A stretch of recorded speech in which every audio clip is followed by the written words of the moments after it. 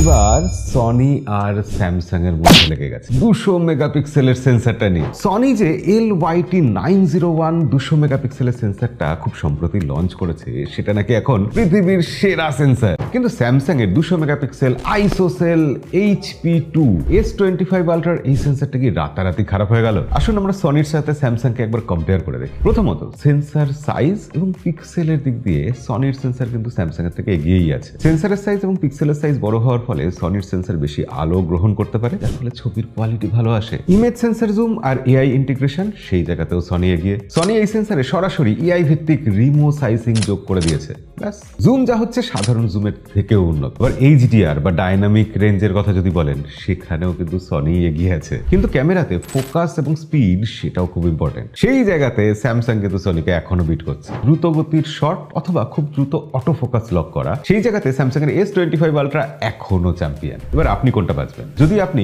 কম আলোতে ভালো ছবি তুলতে চান, ভালো ডাইনামিক রেঞ্জ, ভালো 4x 8x জুম চান, তাহলে সনি এগিয়ে। কিন্তু আপনি যদি ছুটে যাওয়া বাঘের ছবি তুলবেন ভাবেন, অথবা আপনার বাচ্চার প্রথম হাঁটতে শেখা, তাহলে স্যামসাং এর সেন্সর এখনো অব্দি অদ্বিতীয়। আপনার মতে 2026 সালে সেরা ক্যামেরা ফোন কারা নিয়ে আসবে? ভিভো, ওপো, স্যামসাং, অ্যাপেল কে এগিয়ে থাকবে? কমেন্টে লিখে জানাবেন। বাই দ্য ওয়ে, নিয়মিত এরকম ভিডিও দেখার জন্য আমাদের কিন্তু ফলো করে রাখতে ভুলবেন না।